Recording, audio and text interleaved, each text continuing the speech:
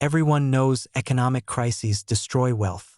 Everyone believes recessions wipe out fortunes, collapse businesses, and bring entire nations to their knees. But what if that's only half the truth? What if the world's most devastating financial disasters, the crashes, the housing collapses, the debt spirals, the currency implosions, are not only survivable for certain people, but profitable? What if behind every crisis, there's a silent mechanism, a predictable, repeatable system that quietly funnels wealth upward while the rest of society fights to stay afloat? A mechanism so subtle that it looks like bad luck, so old that it's been used for centuries, and so effective that the elite don't just endure crises, they multiply their wealth through them. Today, we reveal the hidden engine that turns economic collapse into a goldmine. This is the secret mechanism turning crisis into elite profit. To understand how crises become opportunities, we need to rewind the clock. Economic disasters are nothing new. The world has witnessed them for centuries.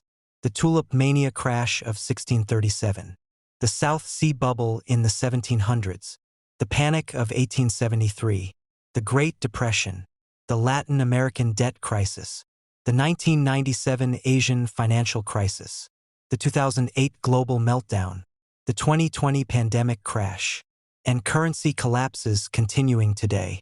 But here's the twist. The mechanism behind elite profit stays almost identical across time. Ancient bankers used it. Colonial powers refined it. Modern hedge funds have perfected it. While ordinary people lose homes, jobs, and savings, a tiny group gains access to discounted assets, bailout funds, leveraged opportunities, and policy loopholes. Why? Because crises don't just destroy value, they reassign it. The roots of this mechanism stretch back to the early days of modern finance, the 1600s and 1700s, when Europe began transitioning from land-based wealth to credit-based wealth. When economies ran on gold, collapse meant devastation for everyone. When money became credit, collapse became an opportunity. The earliest bankers discovered something powerful. When economies panic, people sell valuable assets for cheap. And those with liquidity or access to powerful lenders can scoop up everything. This led to the creation of a new crisis-era playbook. Step 1, wait for panic. War, famine, failed harvests, anything that sparks fear. Step 2, liquidity disappears. Merchants and citizens scramble for cash. Step 3, buy assets for pennies. Land, ships, businesses, anything with long-term value. Step 4, recover wealth when stability returns. Prices rebound, fortunes multiply. By the early 1700s, powerful families in Amsterdam, London, and Paris understood this mechanism well enough to become crisis hunters, not crisis survivors. They learned that the best time to buy is when everyone else is forced to sell. This wasn't luck. It was strategy. And eventually, it became policy. By the 20th century, the mechanism had grown from a clever tactic into a global structure. 3 new tools amplified it. Tool 1, central banking. Central banks introduced the ability to create money, set interest rates, rescue specific institutions, influence markets, and decide who gets liquidity.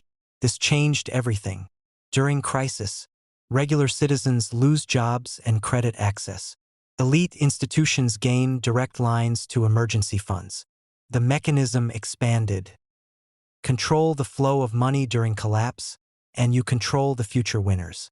Tool 2, government bailouts. After the Great Depression and again after the 2008 crisis, governments realized something important. Saving regular people costs money. Saving large financial institutions protects elite wealth. So bailouts became selective. Corporations were rescued. Banks were rescued. Shareholders were rescued. Ordinary citizens were encouraged to be patient. The mechanism tightened. Crisis became a tool for consolidating the economy into fewer, larger players. Tool 3, financial instruments.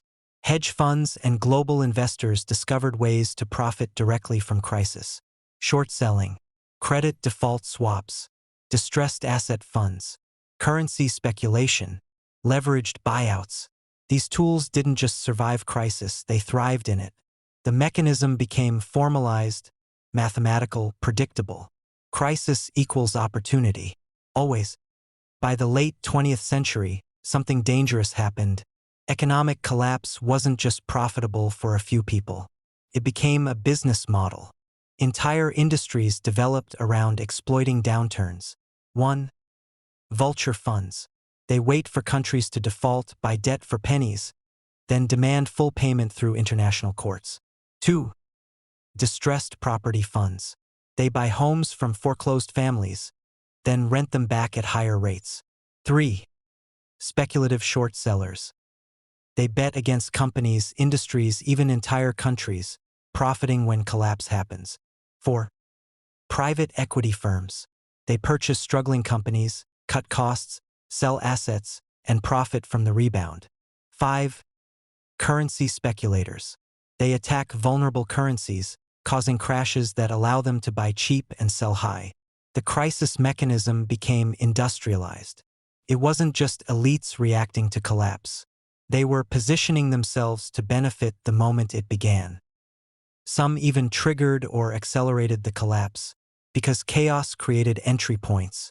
Here is where the mechanism reveals its darker side. While elites grow wealth through crisis, ordinary citizens face job losses, wiped out savings, foreclosures, inflation, evaporating pensions, devalued currencies, unstable markets, rising debt burdens. The same crisis that becomes profitable for elites becomes catastrophic for everyone else.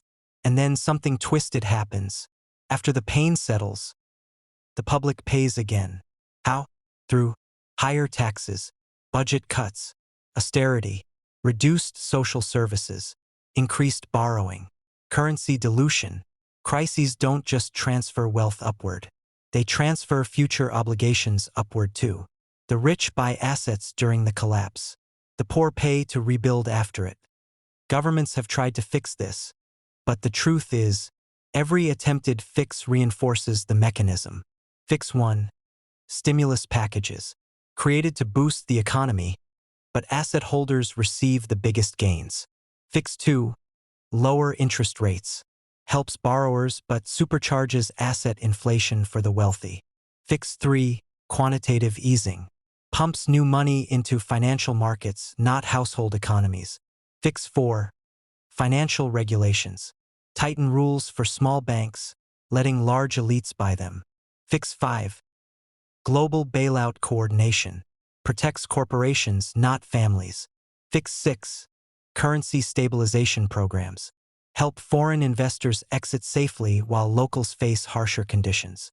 The mechanism is hard to dismantle because it has become a pillar of the global financial system itself. It's not a glitch, it's a feature. The mechanism is alive, thriving, and now more visible than ever. Let's look at recent parallels. 2008 global financial crisis. Housing market collapsed. Millions lost homes. Banks received bailouts. Hedge funds bought foreclosures in bulk. Within 10 years, the largest wealth gap in modern history emerged. 2020 pandemic crash. Markets collapsed. Small businesses died. Billionaire wealth surged over 70% in just 18 months. Why? Because liquidity injections made asset prices skyrocket after the initial crash. 2022 to 2024 inflation and debt crisis. Cost of living soared. Currencies fell. Interest rates exploded. Regular people lost spending power. Meanwhile, institutional investors bought discounted bonds. Private equity firms acquired bankrupt companies. Wealthy portfolios multiplied from inflation-driven asset growth. Currency traders profited from volatility. Emerging market crises. Countries like Argentina, Lebanon, Sri Lanka, Turkey, and Pakistan have seen currency collapses, IMF bailouts, massive defaults, foreign investors buying local assets at extreme discounts. In every case, the mechanism repeats. Collapse, liquidation, elite entry, recovery, consolidation. Crisis is not a tragedy for everyone. For some, it is the business cycle.